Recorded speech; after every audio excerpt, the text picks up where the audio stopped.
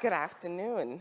Thank you, Matt, for bringing up my incident that I had. So they canceled the flights from, BA canceled the flights from London to Jersey. So I've had my own incident today. But I came prepared because, as you can see, not as prepared. Let's try this out. Green means go. Okay, as you can see, I have some really colorful slides for you. So today I'm talking about building a cyber reef. I am the director of the National Computer Incident Response Team of the Bahamas. And before I get started, I want to thank everyone for having me and inviting me to speak to you to share a little bit about the Bahamas' journey of establishing the Cybersecurity Incident Response Team.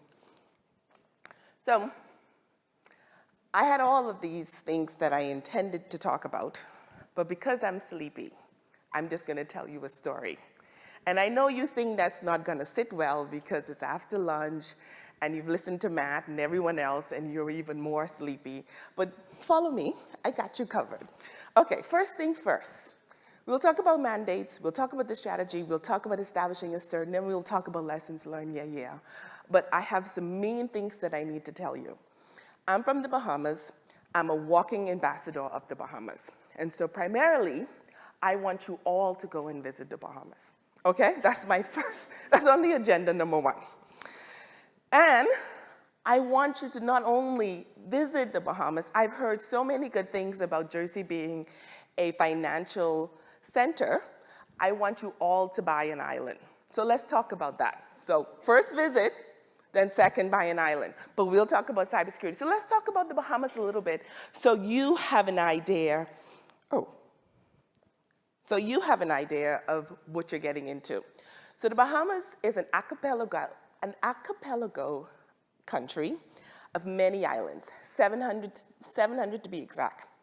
We have 16 major islands. So if you're doing your math, that means there's tons to go around. So all of you can still buy one. There's time, okay? The other thing, too, to note, we do not accept cryptocurrency. If you're asking, we've learned that lesson. We know better. So if that's what you're paying with, we cannot accept that. But we will accept you buying together. The other thing, too, is we are a small country, much like Jersey, and we have a little bit over 400,000 in population. Here I'm showing you Junkanoo. And why is this important to this slide? Well, I thought it would be good to wake you up a little bit because I knew I was going to be talking at this time. But I also want to let you know that the country is a country full of friendly people, good food, and sweet music. And it's important to know what you're getting into when you're planning on buying an island. So let's talk about establishing a CERT, now that I have your attention, and you're all going to be my countrymen. The establishment of the CERT started with a digital transformation project, and this transformation project is centered by the government to foster competitiveness. The goal there is to encourage you, well, Bahamians, to do business better with the government. So the first one is to streamline government processes, increase ICT. And this second component is where the CERT was born. So what's our mandate? First mandate, we needed to assess the current posture of the Bahamas. So what works? What do we have? And one of the things we did was we did a CERT readiness assessment. It allows us to understand the feasibility of this. We also did a CMM assessment. This is the same capacity model that Matt showed. And that really helped us understand our maturity level. And for most of it, we found that we were at startup or ad hoc. Okay? And how did we do this?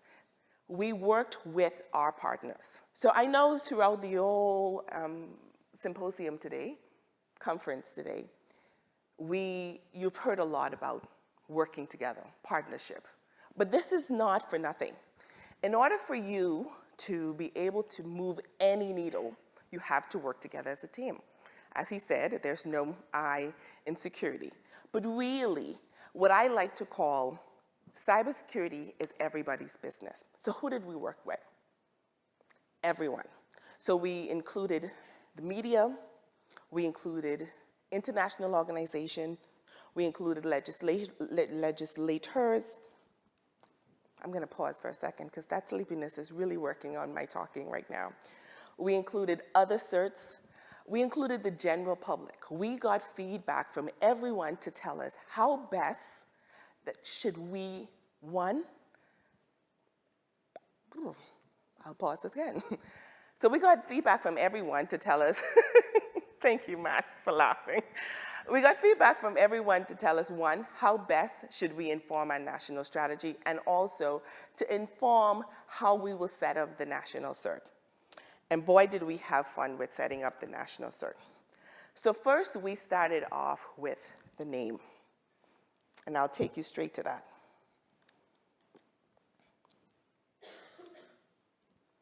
CERT-BS.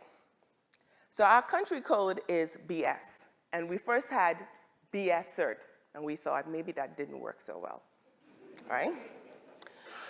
And we played around with that a little bit. And then we leaned into CERT-BS, and we figured that's a little bit better. But I'll tell you, as a director of the National CERT, I'm really happy with the name. It helps to manage expectations. Because if I'm CERT-BS, you get it, then your expectation isn't too high, right? But let's go back to the strategy here. We also did the assessment to inform the creation of a national cybersecurity strategy. And this is where we are now. So this strategy was recently approved in March of this year, okay? So it's new, it's brand new, and it's an excellent document. Things that we have to do. So it's approved, but nothing else has happened. Nothing else has happened. This month, we are launching this approved strategy. And we are launching it, and it has 15 objectives. Let's go over those objectives. The first one is my favorite. The CERT is the National Cybersecurity Authority with responsibility for the NCS execution. That's a big job for a CERT. So I heard Matt talking earlier about all of the components of JCSC. Well, one of the things I like to do is call our CERT CERT-BS. CERT-BS plus. Because we're not just an operational body for incident response, we also have the responsibility of executing and driving the execution of the national strategy. So what's in this strategy? Strategic Area A speaks to cybersecurity governance. And I want you to focus on this because unlike, or much like JCSC, we're gonna get through this, I promise. Much like JCSC, cybersecurity governance framework and all the components underneath it, it's not just the responsibility of CERT-BS. And then when we think about incident response, strategic area B, that is ours. We own that. But if you look at strategic area C, protecting critical infrastructure, whose responsibility is this? Anybody? Anybody? I'm sorry? CNI organization. What is CNI organization? Okay, critical national infrastructure. Thank you for that. So we're using different acronyms. It's their responsibility only, or is it everyone's responsibility? What happens, what's the impact of an attack for a critical information infrastructure? To you, maybe. Let's say delayed flights. Remember July 19, maybe? Was that impactful to you? And then let's talk about awareness and skills. One of the key objectives here is to provide cybersecurity knowledge and awareness at all levels of education. That's from pre-K to tertiary level. Whose responsibility is that? And really, this is a great initiative for the Bahamas. But the point I'm driving is much like the Bahamas, this work is collective work. We need to coordinate, we need to collaborate, and we need to communicate. So the CERT is the focal point. We are the first of its kind, and we are the only body in the Bahamas that coordinates, that does anything for cybersecurity. So when you hear cybersecurity, we're brand new, they go straight to, it's the CERT. So imagine the amount of work that we have to do. I'm assuming, Matt, this is much like JCSC. Now this talk today is about building cyber resilience, and I called it Building a Cyber Reef. But what does that entail, and what did that mean for us? So we looked at the strategy, we looked at the mandate, the 3 mandates, assessing the country, driving and developing a national strategy, and 3, establishing the CERT. And then we decided that beyond that, this is what we're getting. We first need to build knowledge base in order to do any of those things, and that's what we're doing in the country. So we have a series of stakeholder engagement events that we put on for our stakeholders, much like what you're seeing here today. When I go back to the Bahamas, we have a series of events designed to not only talk about the cybersecurity hygiene, but to talk about how we can work together to build shared resilience. The second is building trust. How many of you report incidents? And I'm not just talking about reporting to JCSC. I'm talking about reporting incidents within your organization. How many of you? By show of hands. Okay, almost half the room. Why don't you report an incident? Just throw it out there. I'm your girl. I've made some mistakes up here already. I told you I'm sleepy. So we're together. We're in this together. We'll make it through. Why don't you report incidents? Embarrassment. Who said that? Matt, he deserves a prize. Give him something. Anyone else? One more answer. Fear of punishment. Fear of punishment. And you know what that all amounts to? Trust. Trust. Because you fear punishment because you don't trust the person you're reporting to. You're embarrassed because you don't trust that this person would have empathy for you. So therefore, building trust is important. It's important to me, it's important to you. But I'm here to say that because this is joint work, there is no need for that. It's important that you start building these basic level practices like reporting, sharing information, speaking, so that you can ultimately build those muscles of sharing information with one another. And that's not only in your job, but that's across sector, and then lastly with JCSC. And this is what we're building in the Bahamas. So we recognize that culturally, we have an issue where no one knows the CERT and no one calls the CERT. Well, before. They're doing a little bit better now. And the reason they didn't do it is because they didn't know who we are and they didn't trust us. So we did a whole trust strategy, and this trust strategy was around allowing people to know that Sametria is here and my entire team is here and we want to hear from you. Not only did we want to hear from you, we also wanted to understand, what do you want from us? What are your needs? How do we add value? And again, talking about setting expectations. How do I manage those expectations for you? Because when you're talking about building trust, if someone calls me and say to me, Sametria, I had a scam, someone took all my money, what can I do? And I say to them, well, there's nothing I can really do for you, I'm gonna turn you over to the police, I may lose that trust. So understanding how to build those expectations. The other one is supporting development of national cybersecurity programs. Excuse me. This is not only the CERT, but this is also working with Ministry of Education. This is also working with the Ministry of Finance, also working with legislators in order to build the supportive structures in order for us to improve cyber resilience in the country. The fourth is enabling national incident response. This is building the national CERT. So let's talk about it some more. What is the vision? To be a trusted leader in cybersecurity and incident response, creating a robust, secure, and resilient cyberspace through global collaboration. Why am I here today? Why am I here today? I'm here today because this requires partnership. And we don't only want to be a leader in the Bahamas. We don't only want to create safe spaces for our digital citizens in the Bahamas, but this is a borderless issue.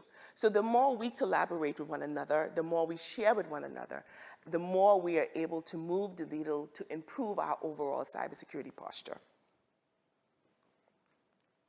This is my team. They told me that I couldn't share pictures, so I went with this. Mind you, I know that they were going to see this, but I said, anyway, I won't share the pictures.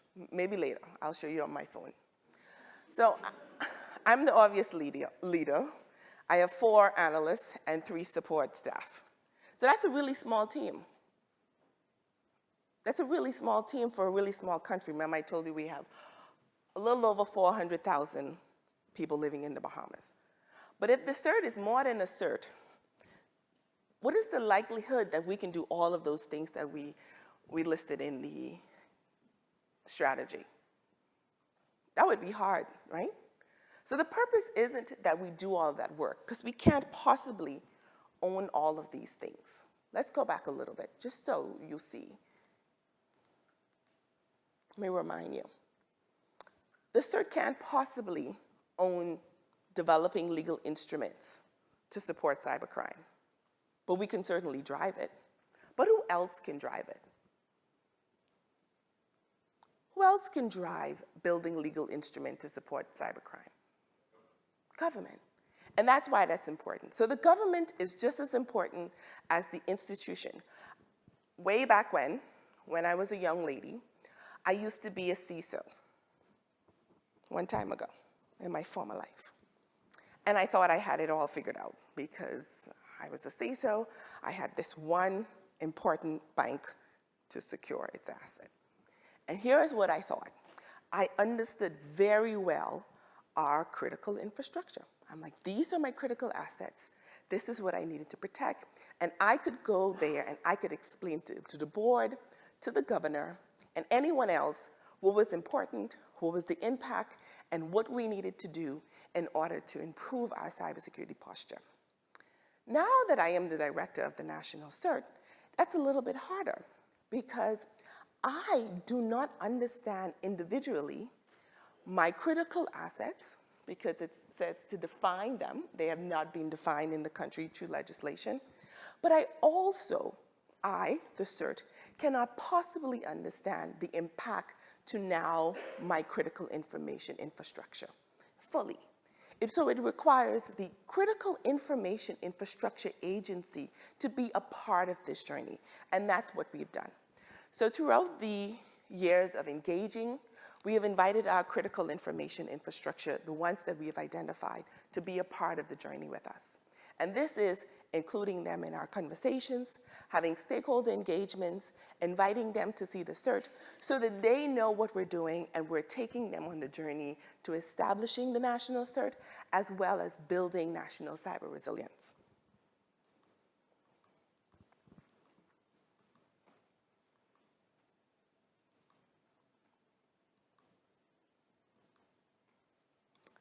So what are we doing?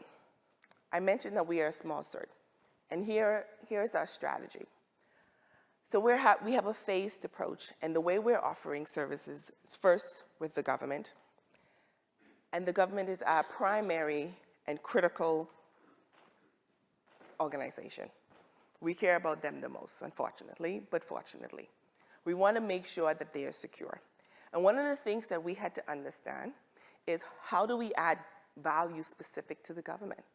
Because the government had some needs that are not traditional for any CERTs.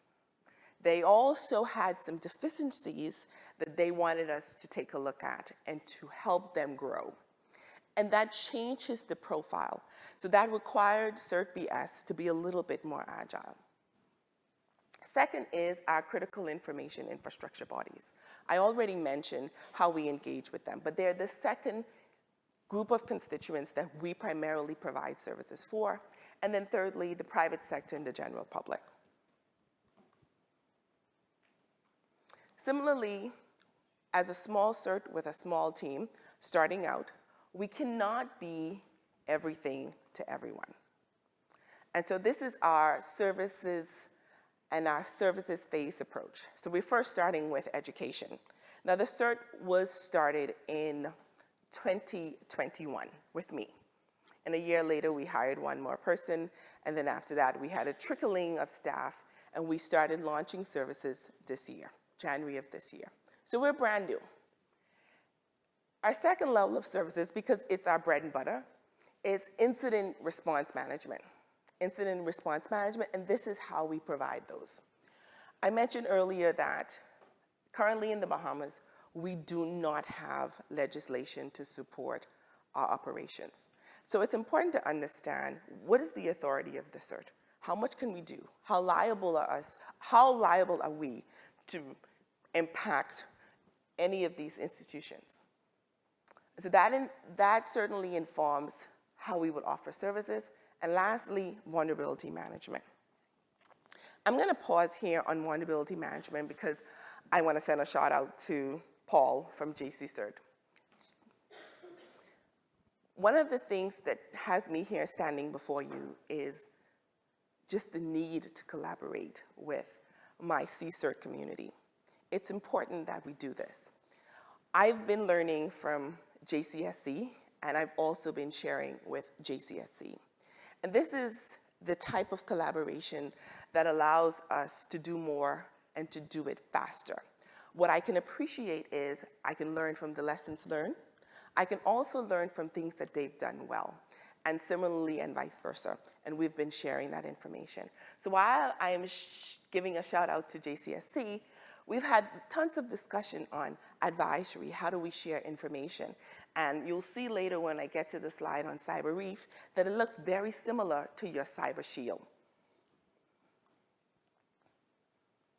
So here are our strategic goals for 2024.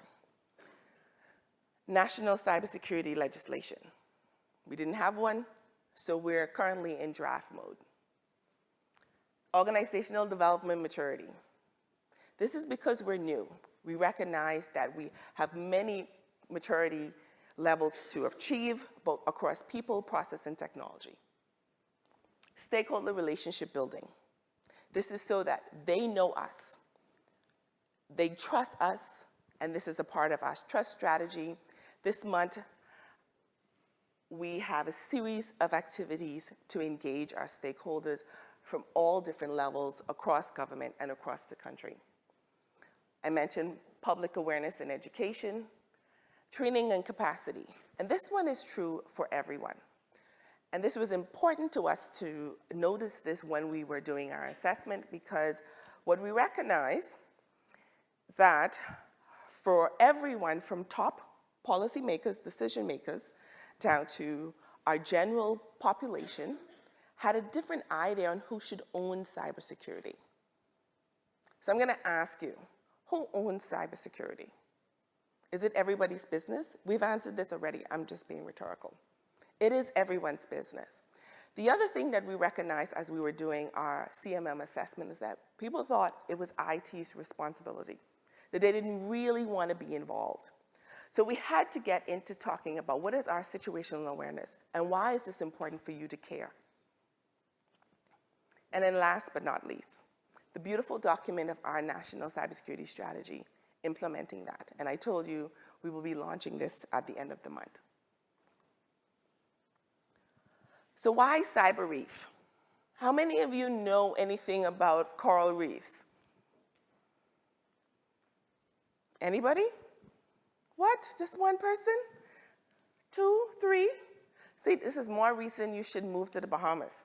I heard that the Bahamas, and more importantly, Andros, as I told you, it's an archipelago of islands. Andros is where I'm from, has the 3rd largest barrier reef in the world.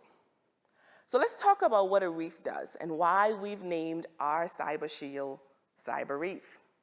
We want to appeal to Bahamian people. It's relatable. People know what a reef is, and we are proud of it too. So reef is a water breaker. We have lots of hurricanes, but don't let that deter you because I'll see you, okay? It also is a food supply. It's a place where marine life come together to coordinate and communicate, much like what we're trying to do here. It's where they share information. It's where they hang out. It's where they have drinks. And we want our cyber reef to reflect that.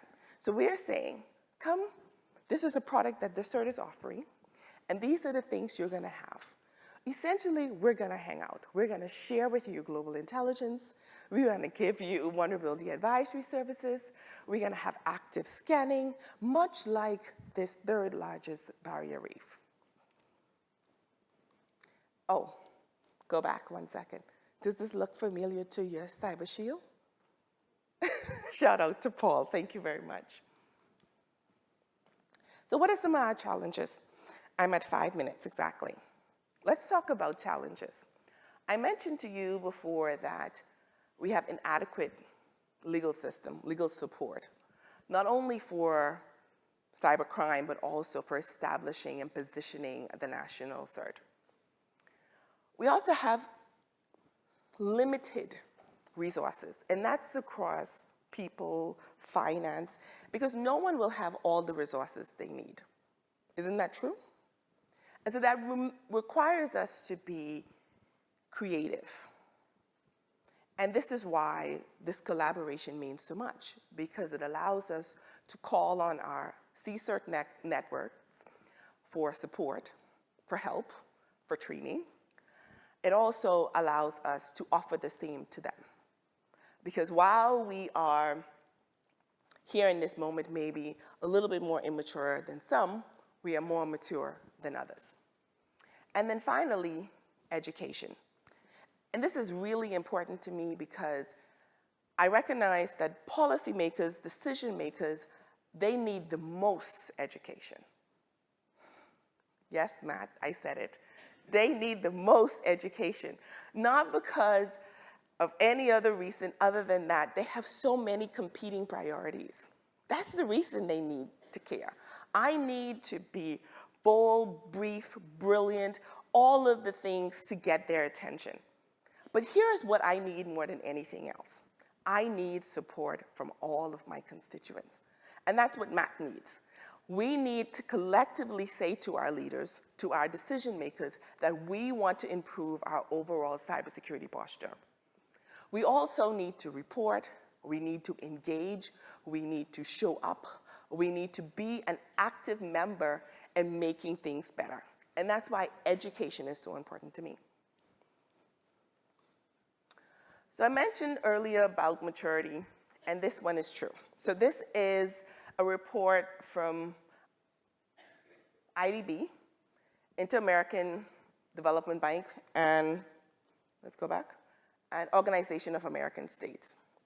And basically what they're saying, currently in my region, there's a big push for digital transformation. I told you earlier that this project was born out of a national digital transformation project. And what they're saying is that while we are moving ahead with digital transformation, they recognize that establishment of the CERT and cybersecurity is still lagging behind. And why is it lagging behind? It's lagging behind because we lack legislation and institutional tools. This is not untrue for you. Am I lying, Matt? Is that true? Okay, good. Clap, clap, so I know. Thank you for that. Okay, finally, what are our lessons? What have we learned? Because we are still establishing our cyber reef, our CERT. We're still building cyber resilience. The first one is consider culture. This played a really big role in how I would communicate with my leaders, as well as how I communicated with the general public. I know that some things that will work here won't work in my country. As a matter of fact, in a conversation I had with Matt, I mentioned to him, we are not created equal. There are levels of maturities and different things that I must consider when in my messaging, and that was important. The other thing, this also factored into needs and value added. How do I add value? What's important to my country? International collaboration. Sometimes you're lucky to have an international lady come up here, stumble in the beginning, and then recover her presentation and made you all laugh. But you know what happens is that you will remember me, right? And then you'll also be coming to the Bahamas, right? And then engaging stakeholders, because we couldn't show up one day and say, CERT's here. We had to take them on this journey of establishing the national CERT. And that was important because people are still like, who are you and why are you calling me and why should we care? That is still happening because we're still new. Setting clear objectives. I think I'm out of time, but this is my last slide. Okay, good. Okay, okay, thanks. Setting clear objectives. That's the hardest thing to do because everybody wants something else. And we have this big mandate, this whole strategy that they said the CERT must implement. How do you prioritize that? To be very honest, we've sought help. We have to ask you, what is priority? What should we go first? Where do we find the money for all of this? And the one good thing about this was being very flexible and agile. Sometimes I'm moving left, and I think that's right. And sometimes I'm moving right. I think that's left. You see my point? Thank you. Also, developing the incident response plan and sharing it, learning, making mistakes, and moving quickly to correct them. And being okay with making mistakes, because who are we if we're not people making mistakes? Building capacity, because we have a small team, and this capacity building isn't only for me and my small team.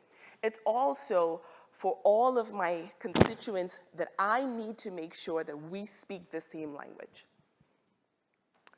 Allocating resources appropriately, because we never have enough, and understanding that and pitching that to the decision makers.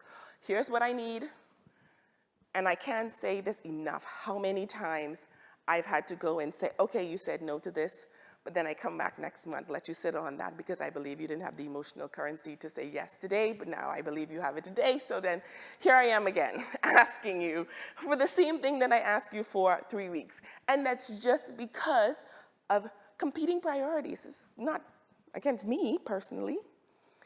And then educating the public, because we can't do this enough. But this education of the public is everybody's business. And that means that it starts in your homes. Right? No? You don't think so? You don't think you need to tell your family? You need to set up strong controls in your homes? Well, Matt, maybe you need to set up a session. Okay? So what are next steps? We're publishing the National Cybersecurity Strategy at the end of this month, and you'll see it online, and you'll remember me, and you'll go read it, and you'll know you've seen it here first. And then we have this legislation that we believe covers so many things, but it really supports the beautiful strategy that you saw there, and also positioning the CERT with the authority that it needs to do its job. We have technical and service maturity. We're new, we're starting out, we're learning, and we're learning from each other while teaching others. And then ultimately, building national capacity, making sure that our digital citizens understand how to appropriately respond to incidents. I'm going to leave you one slide. Why did I have this slide here of this beautiful beach with clear waters? What? Why do I have this slide? Because I need you to remember that you're going to come and visit the Bahamas. Thank you so much for listening to me.